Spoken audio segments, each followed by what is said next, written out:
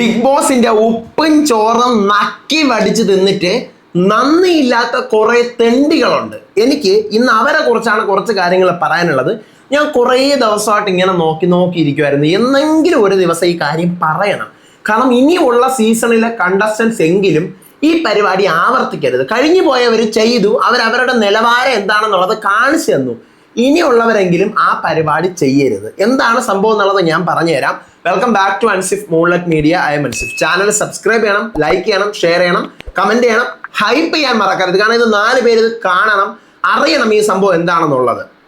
Okay, വിഷയം വേറൊന്നുമല്ല, നമ്മളെല്ലാവരും കാണുന്നതാണ്. ഓരോ ബിഗ് ബോസ് സീസൺസ് അങ്ങോട്ട് കഴിയുമ്പോൾ ഈ കണ്ടസ്റ്റൻസ് അവര് ഭയങ്കര എന്തോ വലിയ സംഭവമാണെന്നാണ് ഇവരൊക്കെ വിചാരിച്ചു വെച്ചിരിക്കുന്നത്. സീസൺ ഓരോ ബിഗ് ബോസിന്റെ സീസൺ കഴിയുമ്പോഴത്തേക്കും നമ്മളാണ് ഇനി അടുത്ത താര രാജാക്കന്മാര് എന്ന് കരുതി വെച്ചിട്ടുണ്ട്, രാജ്ഞികളും. ഇത് കഴിഞ്ഞ് അടുത്ത സീസൺ വരുമ്പോൾ എന്ത് ചെയ്യുന്നറിയാമോ? ഇവരുടെ പടമെല്ലാം പൊഴിഞ്ഞ് പല്ല് പോയ സിംഹം കണക്കാവും. സിംഹിനികളും സിംഹങ്ങളും ഒക്കെ ആയിട്ട് മാറും. അപ്പോൾ ഇവരടുത്ത് പുറത്തൊക്കെ മീഡിയ വരുമല്ലോ. ഇവരൊക്കെ ഒരു 0 ഫോളോവേഴ്സിൽ കിടന്ന് ഇൻസ്റ്റാഗ്രാം എന്തെന്ന് പോലും അറിഞ്ഞൂടാത്ത ആൾക്കാരാണ് കുറേ എണ്ണങ്ങൾ. ഇൻസ്റ്റാഗ്രാം എന്തെന്ന് പോലും അറിഞ്ഞൂടാ പല പല മേഖലകളിലുള്ള ആൾക്കാരുണ്ട്. ആക്ടേഴ്സ് ഉണ്ട്, ആക്ട്രസ് ഉണ്ട്, അതുപോലെ പല മേഖലകളിലെ ആൾക്കാർ, സിനിമയിൽ അഭിനയിക്കുന്നവരല്ലാത്തവർ. ഇപ്പോൾ ഭയങ്കര സെലിബ്രിറ്റി താരങ്ങളാണ് എല്ലാവരും. ഇവരൊക്കെ 0 0 ആയിരുന്നു. അപ്പോൾ ഈ 0-ൽ നിന്നും ബിഗ് ബോസിന്റെ ഒക്കെ കരഞ്ഞ് കാല് പിടിച്ച്, പലരുടെയും കരഞ്ഞ് കാല് പിടിച്ച് ഓഡീഷൻസ് കിട്ടി, അതിൽ നിന്ന് സെലക്ട് ആയി. ആ സെലക്ട് ആയപ്പോൾ പലരും സഹായിച്ചിട്ടുണ്ടാവും. ഇവരവിടെ എന്ത് ചെയ്യും? അവിടെ വരെ എത്തും, ബിഗ് ബോസ് വരെ എത്തും.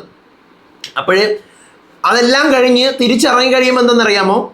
ഇവർക്ക് പിന്നെ ഇവരുടെ കൂടെ നിന്ന ആൾക്കാരെ ഒന്നും കണ്ടുകൂടാ. ഞാൻ സീസൺ 7-ൽ ആരെ ഉദ്ദേശിച്ചിട്ടല്ല കേട്ടോ പറഞ്ഞത്. അവർ ചെയ്യാതിരിക്കാൻ വേണ്ടിയിട്ടാണ് ഞാൻ ആദ്യമേ പറയുന്നത്. അല്ല നിങ്ങളിപ്പോൾ വിചാരിക്കും സീസൺ 7-ൽ ആരെങ്കിലും ആയിരിക്കും. സീസൺ 7 അല്ല, 7ന്റെ കാര്യമേ ഞാൻ പറയുന്നില്ല.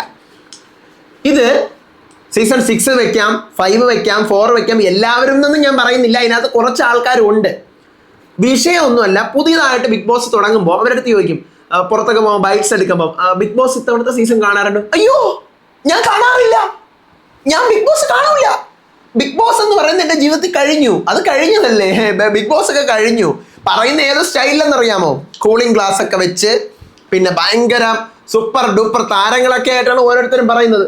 ഞാൻ ബിഗ് ബോസ് കാണൂല. അപ്പൊ ബിഗ് ബോസിലെ ഈ സീസണിൽ അനുമോളെ കുറിച്ചുള്ള അഭിപ്രായം, അല്ലെങ്കിൽ നെവിനെ കുറിച്ചുള്ള അഭിപ്രായം, ലക്ഷ്മിയെ കുറിച്ചുള്ള അഭിപ്രായം, അയ്യോ എനിക്കറിയില്ല കേട്ടോ, ഞാൻ കാണാറില്ല, എനിക്ക് സമയമില്ല. കളം പറയുന്നതാണ്, സമയമില്ല. പക്ഷെ ഞാൻ ഈച്ചയാട്ടിയാണ് വീട്ടിലൊക്കെ ഞാൻ ഇരിക്കുന്ന, ഈച്ചയാട്ടിയാണ് വീട്ടിൽ ഇരിക്കുന്നത്. പക്ഷെ എനിക്ക് സമയവും ഇല്ല, നേരവും ഇല്ല, കാലവും ഇല്ല, ഒന്നുമില്ല. എന്തിനാണ് ഇവർ നിങ്ങൾ ഇങ്ങനെ പറയുന്നത്? നിങ്ങളെയൊക്കെ ഹീറോയും ഹീറോയിൻസും ആക്കി മാറ്റിയത് ബിഗ് ബോസ് ആണ്.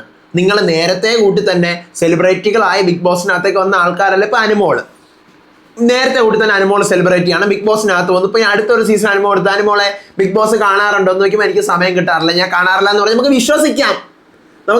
കാരണം അത്രയും സെലിബ്രിറ്റി സ്റ്റാറ്റസിൽ നിന്ന് ഒരാൾ ബിഗ് ബോസിലോട്ട് വന്നു, എപ്പോഴും അവർക്ക് കാണാൻ സമയം കിട്ടിയെന്നല്ല. ഇതൊക്കെ വട്ടപൂജ്യങ്ങള് ബിഗ് ബോസിനകത്ത് വന്നിട്ട്, ഞാൻ ജനറലി പറയുന്നതാണ് കേട്ടോ, ആരെയും പോയിന്റ് ഔട്ട് ചെയ്ത് പറയുന്നതല്ല. പക്ഷെ കിട്ടേണ്ടവർക്കൊക്കെ അത് കിട്ടും. അപ്പം ഇവരൊക്കെ എന്ത് ചെയ്യുന്നറിയാമോ? അതിനകത്ത് വന്ന് ഹീറോകളും ഹീറോയിൻസും ആയി മാറിയിട്ട് നാളൊരു സമയത്ത് പുതിയൊരു സീസൺ ബിഗ് ബോസ് വരുമ്പോൾ ബിഗ് ബോസ് എന്ന് പറയുന്ന എൻ്റെ ലൈഫിൽ ഇനി ഇല്ല, ബിഗ് ബോസ് എന്ന് പറയുന്ന ചാപ്റ്റർ കഴിഞ്ഞു, ഇനി എനിക്ക് ബിഗ് ബോസ് ഇല്ല എന്ന് പറഞ്ഞ് ആട്ടി തൂപ്പി തള്ളുന്നത് നിനക്കൊക്കെ വിവരമില്ലാത്ത തെണ്ടികളാണെന്നേ ഞാൻ പറയുള്ളൂ. കാരണം ഇതുങ്ങളെയൊക്കെ സ്റ്റാർ ആക്കി മാറ്റിയതും 4 പേര് അറിയാൻ തുടങ്ങിയതും, നിന്നെയൊക്കെ 4 പേര് ഇൻസ്റ്റാഗ്രാമിൽ ഫോളോ ചെയ്യാൻ തുടങ്ങിയതും എന്ത് കണ്ടിട്ടാ? ബിഗ് ബോസ് കണ്ടിട്ടാ. അതേ ബിഗ് ബോസിനെയാണ് നിങ്ങൾ എന്ത് ചെയ്തുകൊണ്ടിരിക്കുന്നത്? തിരിച്ച് തള്ളി പറഞ്ഞുകൊണ്ടിരിക്കുന്നത്. ഞാൻ ഇത്രയും കാര്യം പറഞ്ഞത് വേറെ ഒന്നിനു വേണ്ടിയിട്ടല്ല. ഇപ്പൊ സീസൺ 7-ൽ 25 കണ്ടസ്റ്റൻസ് ഉണ്ട്. നിങ്ങൾ ചെയ്യേണ്ട ഒരു കാര്യമാണ് ഞാൻ പറഞ്ഞു തരുന്നത്. അടുത്ത സീസൺ 8 ഒക്കെ വരാറാകുമ്പോഴത്തേക്കും നിങ്ങളടുത്ത് ചോദിക്കും. നിങ്ങൾ അഥവാ ബിഗ് ബോസ് കണ്ടില്ലെങ്കിൽ പോലും എന്ത് ചെയ്യരുത്? അതിന് എഗെയിൻസ്റ്റ് ആയിട്ട് നമ്മളത് കാണാറില്ല, അയ്യോ നമ്മുടെ ലൈഫിൽ അത് കഴിഞ്ഞു, ബിഗ് ബോസ് എന്ന് പറഞ്ഞ് ഇനി എനിക്കില്ല, അങ്ങനെയൊന്നുമില്ല. ഇതിനകത്ത് പലർക്കും 0 ആയി കിടന്ന പലരെയും ഹീറോ ആക്കിയിട്ടുണ്ട് ബിഗ് ബോസ്, അല്ലേ? നമുക്ക് തന്നെ അറിയാം. അപ്പം നിങ്ങൾ എന്ത് ചെയ്യണം? ആ പറയുന്ന മീഡിയക്കാർ നിങ്ങളുടെ ചോദിക്കുമ്പോൾ എനിക്ക് കാണാൻ എന്താ പറയാ, ഞാൻ കാണാറുണ്ട്, ക്ലിപ്പുകളൊക്കെ കിട്ടാറുള്ളൂ, എനിക്ക് നിങ്ങൾ ഡീറ്റെയിൽ ആയിട്ട് പറയുക കാര്യങ്ങൾ. നിങ്ങൾക്ക് ഒരു പക്ഷേ ബിഗ് ബോസ് കാണാൻ സമയം കിട്ടിയില്ല എന്നുണ്ടെങ്കിൽ എനിക്ക് കാണാൻ പറ്റുന്നില്ല, അല്ല ഞാൻ കാണൂല, ഞാൻ ഇനി നിർത്തി, ബിഗ് ബോസ് ഞാൻ നിർത്തി, മതിയാക്കി, ആ ലെവലിലുള്ള സംസാരങ്ങൾ നിങ്ങൾ ഒഴിവാക്കുക.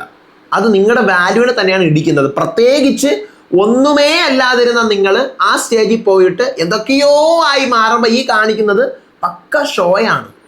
ആ ഷോ നിങ്ങൾ നമ്മളടുത്ത് കാണിച്ചോ, ജനങ്ങളുടെ അടുത്ത് കാണിച്ചോ, കുഴപ്പമില്ല.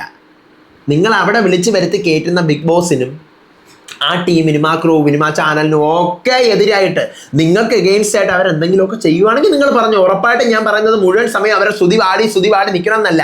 എന്താണ് എന്താ പറയുക, ഒരു ഗുരുത്വം എന്ന് പറയുന്നൊരു സാധനം, അല്ലെങ്കിൽ നമ്മൾ രക്ഷപ്പെടാനായിട്ട് പോയ വഴികളിൽ നമ്മുടെ കൂടെ ഉണ്ടായിരുന്ന ആൾക്കാർ, അല്ലെങ്കിൽ നമ്മളെ കയറ്റിവിട്ട ആൾക്കാർ. ബിഗ് ബോസിലേക്ക് പോകുന്നതിന് മുമ്പ് എനിക്ക് തോന്നുന്നു മിക്ക കണ്ടസ്റ്റൻസും ഓഡീഷൻ കിട്ടാനായാലും അല്ലെങ്കിൽ ടിപ്പുകൾക്കായാലും പല റിവ്യൂവേഴ്സിനെ സമീപിക്കാറുണ്ട്. എന്നെ സമീപിച്ചിട്ടുള്ള പലരും ഉണ്ട്, അത് ഞാൻ ഇതൊന്നും പറയുന്നില്ല. അവസാനം പോയി വന്ന് കഴിയുമ്പോൾ ഇതിൻ്റെയൊക്കെ ഒരു ആട്ടും തുപ്പും കേൾക്കണം കേട്ടോ. പോയി വന്ന് കഴിയുമ്പോൾ എന്തിനാണെന്നറിയാമോ സപ്പോർട്ട് ചെയ്യാത്തതിന്? പിന്നെ ഇതിനെയൊക്കെ സപ്പോർട്ട് ചെയ്യാനാണല്ലോ നമ്മളവിടെ കയറിയിരിക്കുന്നത്. വേറെ ഒരു പണിയില്ലാത്തതുകൊണ്ടാണ് ഇവിടെ വന്നിരിക്കുന്നത്. നമ്മൾ വല്ല ഒരാളോട് സഹായം ചോദിച്ച് ചെയ്തു കൊടുത്ത അവസാനം അതും തലയ്ക്ക് വേനേ. അപ്പം അതുകൊണ്ട് എന്ത് ചെയ്യുക, ബിഗ് ബോസിലേക്ക് പോയി സൂപ്പർ താരങ്ങളായി മാറിയ കണ്ടസ്റ്റൻസേ, നിങ്ങളേക്കതേ ഒരു വിരൽ ഞൊടിച്ചു കഴിഞ്ഞാൽ ആൾക്കാരുടെ അടുത്ത് ദൂരെ എറിയും. നിങ്ങൾ ആർക്കെതിരെ പറഞ്ഞു കഴിഞ്ഞാലും ബിഗ് ബോസിനെതിരെ പറയാതിരിക്കുന്നതാണ് നിങ്ങൾക്ക് നല്ലത്. കാരണം നിങ്ങൾക്കുള്ള ഓഡിയൻസ് മൊത്തം നിങ്ങളെ ഫാൻസ് ആണെന്നാണ് നിങ്ങൾ കരുതിയിരിക്കുന്നത്. ഇപ്പോൾ ഈ സീസൺ 7 ആൾക്കാരെ തന്നെ നമുക്ക് എക്സാമ്പിൾ എടുക്കാം. അവരുടെയൊക്കെ ഫാൻസായ ആൾക്കാർ മാറിയത് എന്തുകൊണ്ടാണ്? ബിഗ് ബോസ് ആരാധകരാണ്. നിങ്ങളവിടെ റെലവൻ്റ് ആയിട്ടുള്ള ഒരു അനാവശ്യമായിട്ടുള്ള ടോപ്പിക്കാണ് നിങ്ങളുടെ വായിൽ നിന്ന് വീഴുന്നുണ്ടെങ്കിൽ ഇതെല്ലാം അപ്പാടെ കൊഴിഞ്ഞു പോകും. അപ്പം അതുകൊണ്ട് സൂക്ഷിച്ചും കണ്ടുമൊക്കെ സംസാരിക്കുക. ഇത് സീസൺ 7 ആൾക്കാർക്കുള്ള എൻ്റെ ഒരു ചിന്ന ഉപദേശം മാത്രം. എന്തിന്? വരുംകാല സീസണുകളിലെ അപ്കമിങ് സീസണുകൾ നിങ്ങൾ കണ്ടിട്ടുണ്ടോ, എന്താണ് അഭിപ്രായം എന്ന് ചോദിക്കുമ്പോൾ അയ്യോ ഞാൻ കാണാറില്ല, അയ്യോ എനിക്ക് അറിഞ്ഞുകൂടാ, ഞാൻ ബിഗ് ബോസ് കാണാൻ നിർത്തി എന്നുള്ള വാചകങ്ങൾ ഒഴിവാക്കാം. നിങ്ങൾ കണ്ടില്ലെങ്കിൽ പോലും നിങ്ങളെ ഹീറോ ആക്കി മാറ്റിയ ആ പ്ലാറ്റ്ഫോമിനെ വലിച്ച് കീറി ഒട്ടിക്കാതിരിക്കുക. നിങ്ങൾക്ക് അതിനകത്ത് അന്യായം ഉണ്ടെങ്കിൽ, ഇപ്പം അഖിൽമാരാറ് മുന്നേ വന്ന് ഒത്തിരി അന്യായങ്ങൾ ഷോയ്ക്കകത്തുണ്ട്, ഇതാണെന്ന് അതുപോലെയുള്ള സംഭവങ്ങളുണ്ടെങ്കിൽ നിങ്ങൾ പറഞ്ഞോ, ധൈര്യമായിട്ട് ആൾക്കാർ കൂടെ ഉണ്ടാവും. ഇത് തിന്ന് കൊഴുത്ത് വണ്ണം വെച്ച് തടിച്ച് ഇതിൻ്റെ പൈസ മേടിച്ച് നക്കി തിന്ന് പെരുത്തിട്ട് ഇതിനെതിരെ തന്നെ എല്ലിൻ്റെ കുത്തുമ്പോൾ പറയുന്നത്, ഇത് ഞാൻ കുറേ ദിവസമായിട്ട് പറയണമെന്ന് കരുതി ഇരിക്കുമായിരുന്നു. കുറേ ദിവസമായിട്ട് ഇതിപ്പം ഞാൻ ആരെയും പോയിന്റ് ഔട്ട് ചെയ്ത് പറയുന്നതല്ല, ഇത് ചെയ്യുന്ന പലരെയും ഞാൻ കണ്ടിട്ടുണ്ട്. അത് ഈ സീസണുമായിട്ട് യാതൊരുവിധ പ്രശ്നങ്ങളോ കാര്യങ്ങളോ, അല്ലെങ്കിൽ ബിഗ് ബോസിൽ നിന്ന് ഇറങ്ങുന്നത് വരെയും അവരുമായിട്ട് യാതൊരുവിധ പ്രശ്നങ്ങളും ഇല്ല. ഇവരങ്ങ് സ്റ്റാർ ആയില്ലേ. സ്റ്റാർ ആകുമ്പോൾ ഇവർക്ക് ഈ ഹെഡ് വെയിറ്റ് എന്ന് പറയുന്നൊരു സാധനം ഉണ്ടല്ലോ മക്കളെ, അത് നമ്മളൊക്കെ കരുതുന്നതിനേക്കാളും അപ്പുറമാണ്. അപ്പം ഹെഡ് വെയിറ്റ് ഒരാളെ തലയ്ക്ക് വന്ന് വീണ് കഴിഞ്ഞാൽ അത് പിന്നെ അയാൾക്ക് പോകണമെന്നെങ്കിൽ നല്ല സമയം എടുക്കും. അതെ, അപ്പം അതുകൊണ്ട് സിനിമാക്കാരായ ഒത്തിരി പേര് ആൾക്കാരുണ്ട്. എൻ്റെ പൊന്നെ, നിലത്തൊന്നും അല്ല ആൾക്കാർ നിൽക്കുന്നത് ബിഗ് ബോസിൽ വന്ന് സിനിമാക്കാരായവർ.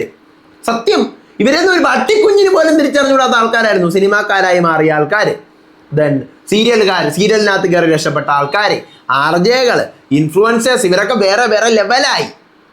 പക്ഷേ ഇവർക്കൊക്കെ എന്താണ് ഇപ്പോൾ പ്രശ്നങ്ങൾ എന്ന് വെച്ച് കഴിഞ്ഞാൽ, ഇവരെ വളർത്തിക്കൊണ്ടുവന്ന പ്ലാറ്റ്ഫോമിനെ കുറിച്ച് ഒരു എന്താ പറയുക, ഇവരൊക്കെ 4 ആൾ അറിയാൻ തുടങ്ങി ആ ഒരു പ്ലാറ്റ്ഫോമിനെ കുറിച്ച് ചോദിക്കുമ്പോൾ ഉച്ചയിച്ച് തള്ളലാണ്. ഞാൻ ഈ വീഡിയോ ഇടുന്നത്, ഞാൻ വീണ്ടും പറയുന്നു, സീസൺ 7 അല്ലെങ്കിൽ അപ്കമിങ് സീസണിലേക്ക് വരാനുള്ള കണ്ടസ്റ്റൻസ് പാലിക്കേണ്ട ഒരു മര്യാദ അത് ഞാൻ കൊടുത്തന്നേ ഉള്ളൂ. ഓക്കെ, അത്രേ ഉള്ളൂ. ഈ ഒരു കാര്യം പറഞ്ഞില്ലെങ്കിൽ ഞാനൊരു റിവ്യൂവറായിട്ട് നിന്നിട്ടൊരു കാര്യമില്ല. ഇപ്പോൾ ഈ എത്രയൊക്കെ പറഞ്ഞു കഴിഞ്ഞാലും ബിഗ് ബോസിനെ നിങ്ങൾക്കറിയാമല്ലോ, നമ്മൾ റിവ്യൂ ചെയ്യാനിരിക്കുന്ന ആൾക്കാരാണ്, നമ്മുടെ അന്നമാണ്. അല്ലെങ്കിൽ അപ്പോൾ നമ്മൾ ആ ഒരു ബഹുമാനം കൊടുക്കണം അല്ലേ. അതുകൊണ്ടാണ് ഈ പറഞ്ഞ പോലെ ഇതുപോലെ എവിക്ഷൻ ലീക്കൗട്ടുകൾ കൊടുക്കരുത്, ഉണ്ടെന്ന ചോറൽ മണ്ണുവാരിടരുന്നൊക്കെ പറഞ്ഞപ്പോൾ 1-2 തവണ നമുക്ക് മനസ്സിലായില്ല. പിന്നെ നമ്മൾ മനസ്സിലാക്കിയപ്പോൾ എന്ത് ചെയ്തു, കളം മാറ്റി ചവിട്ടി അല്ലേ. അപ്പോൾ ഇതുപോലത്തെ കാര്യങ്ങൾ എല്ലാവരും ഫോളോ അപ്പ് ചെയ്യുക. ഒരാൾക്ക് മാത്രമല്ല, എല്ലാവരും അത് ഫോളോ അപ്പ് ചെയ്യുക. പലരും ഈ സാധനങ്ങൾ ലംഘിക്കുന്നുണ്ട്. അങ്ങനെ ലംഘിക്കാതിരിക്കാൻ നിങ്ങളെ വളർത്തിക്കൊണ്ടുവന്ന ആ പ്ലാറ്റ്ഫോമും നിങ്ങളുടെ കൂടെ നിന്ന ആൾക്കാരെ മറന്നുകൊണ്ട് നിങ്ങൾ എന്ത് നേടിക്കഴിഞ്ഞാലും നിങ്ങൾക്കൊന്നും ഒരു ഇതും കിട്ടാൻ പോണില്ല. അത്ര എനിക്ക് പറയാനുള്ളൂ. കർമ്മ is boomerang, it will bounce back. Okay, ഇത്ര എനിക്ക് പറയാനുള്ളൂ. അപ്പോൾ ബൈ.